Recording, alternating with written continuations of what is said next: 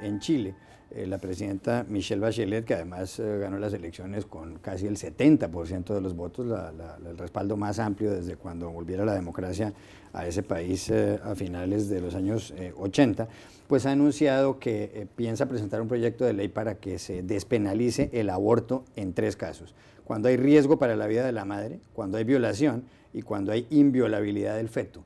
Chile, junto con El Salvador y Nicaragua, conforma el grupo de los únicos países latinoamericanos donde está prohibido el aborto en todos los casos. Incluso en Chile puede ir a parar a la cárcel un médico que practica un aborto. La señora Bachelet ha dicho, sin embargo, esta mujer socialista que ya había sido presidenta, que lo que pasa es que hay 4 o 5 muertes al mes en Chile por abortos mal practicados. Incluso ha habido escándalos con menores de edad a las que han debido practicárseles abortos, y esta legislación pues complica las cosas. ¿Será que es una buena medida esta de la señora Bachelet? Yo creo que es una medida arriesgada, pero también necesaria. Y me explico. Yo creo que lo que está haciendo Michelle Bachelet es simple y sencillamente entrar en contacto con esta realidad, y en ese sentido es valiente.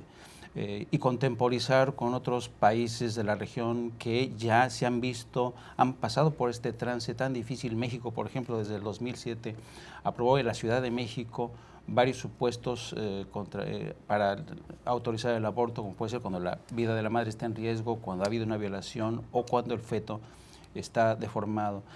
Ha sido, y en el caso de México, un país muy conservador, guadalupano, fue una lucha cuesta arriba, terrible, tremenda. De hecho, hoy todavía hay varios estados de la República Mexicana que se oponen. Es decir, en toda América Latina siempre ha habido estas fuerzas vivas del conservadurismo y la Iglesia que se han sumado contra esta medida que desafortunadamente es necesaria, porque, como bien dices, y hay estadísticas de la ONU que lo demuestran, de la Organización Mundial de la Salud, de que el tema de la muerte por abortos mal practicados se ha convertido en una epidemia. De tal suerte que yo aplaudo esta decisión tan arriesgada, tan valiente. Entiendo que va a enfrentar ya las resistencias de la Iglesia y de la derecha, pero creo que es una medida necesaria. Muy bien.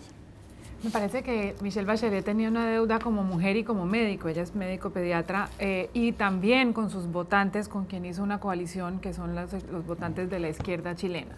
Y eso también ha sido un motivante, sin duda, de adelantar esta medida, que sí es arriesgada. En este momento, Uruguay, Cuba y el Distrito Federal en México son los únicos países en América Latina que tienen legislación similar, y pasar de ser uno de los países más regresivos, como ha sido Chile, a uno de los más avanzados, pues va a ser un paso difícil.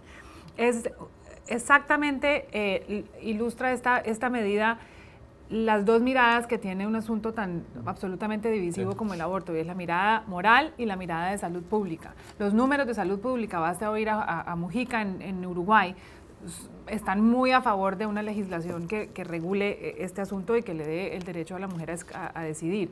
Sin embargo, es un tema donde no hay una evolución ideológica. En Estados Unidos es legal el aborto desde principios de los 70, y sin embargo hoy la población está dividida miti-miti. Están 47% a favor del derecho a la mujer a decidir y 46% en contra. Entonces es muy posible que este anuncio de Bachelet sea solo el principio de una gran batalla en donde se enfrentan lo moral con la salud pública. Doctor Yamis. Sí, la fe está presente en todo, pero legislar con la fe es complicado. Y esto es lo que está pasando en Chile, que curiosamente tenía una legislación bajo ciertas circunstancias autorizando y legalizando el aborto antes de Pinochet, que Pinochet la eliminó, y la eliminó al final de su mandato para congraciarse con un electorado de derecha en momentos en que iba hacia el plebiscito y luego la elección de la transición que la derecha perdió.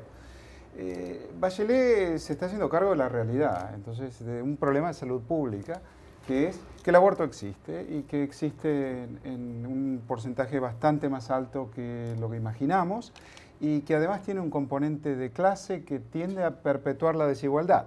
Las mujeres con recursos lo hacen en condiciones médicas apropiadas, y las mujeres sin recursos no, y pagan con su vida. Es curioso que Argentina no tenga una legislación similar, siendo presidenta mujer y de un país supuestamente gobernado por socialistas.